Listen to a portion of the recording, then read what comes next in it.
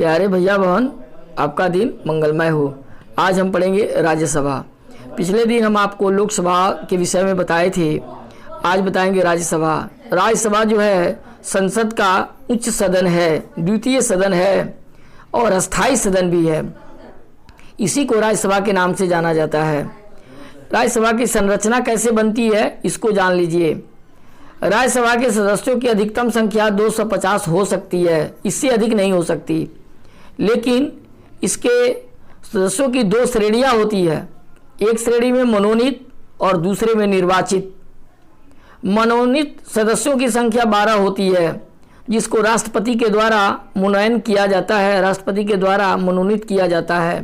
राष्ट्रपति ऐसे व्यक्ति को मनोनीत करते हैं जो साहित्य, विज्ञान, कला और समाज सेवा के क्षेत्र में विशेष रुचि रखते हो, विशेष ज्ञान रखते हो, विशेष अनुभव रखते हो।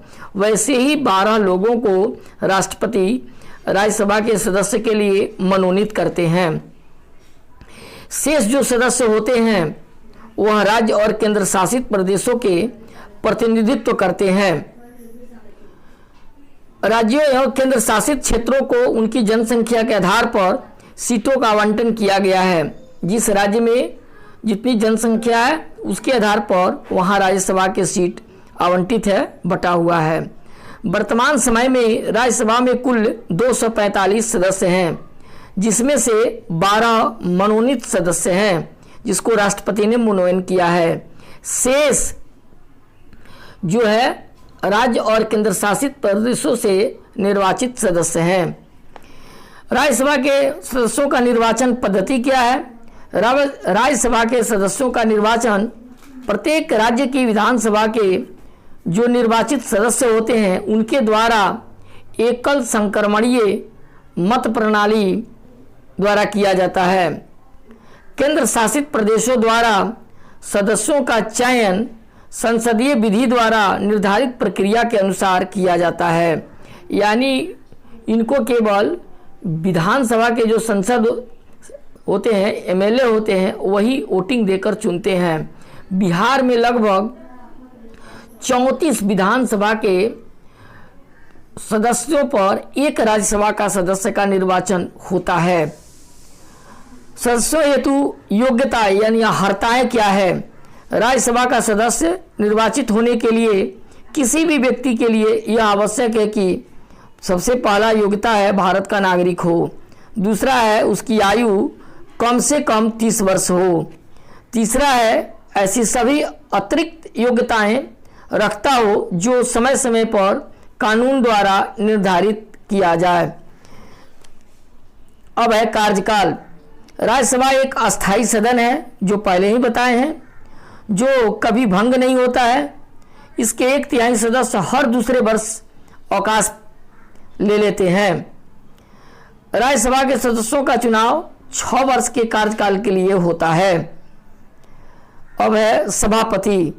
भारत का उपराष्ट्रपति जो होता है वह राज्यसभा का पदेन सभापति होता है। जो भी उपराष्ट्रपति होगा वही राज्यसभा का सभापति होगा।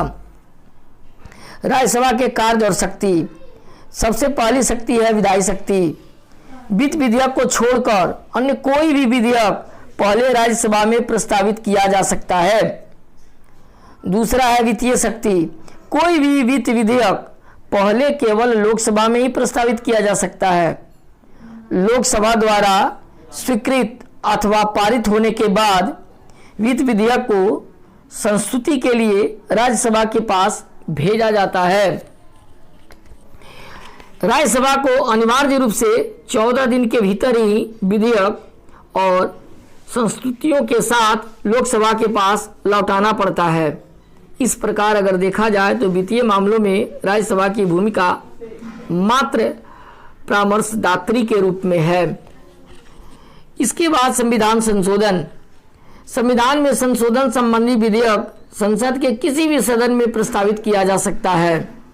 संविधान संशोधन संबंधित प्रस्ताव जो है संसद के दोनों सदनों राज्यसभा और लोकसभा द्वारा अलग अलग पारित किया जाना चाहिए। राज्यसभा के विशेष अधिकार। संविधान में राज्यसभा को भारतीय संघ के राज्यों के प्रतिनिधि सदन के रूप में मान्यता दी गई है। इसीलिए इसको कुछ ऐसे विशेष अधिकार प्राप्त हैं जो लोकसभा को प्राप्त नहीं है। ऐसा ही एक विशेषाधिकार यह है कि यह राष्ट्र के हित में प्रस्ताव पारित करके यह घोषणा करती है या कर सकती है कि संसद द्वारा राज्य सूची में शामिल किसी भी विषय पर कानून बनाया जाए। राज्यसभा को प्राप्त एक अन्य विशेष अधिकार भी है और यह घोषणा कर सकती है कि किसी नई अखिल भारतीय सेवा का सृजन करना राष्ट्रीय हित में है।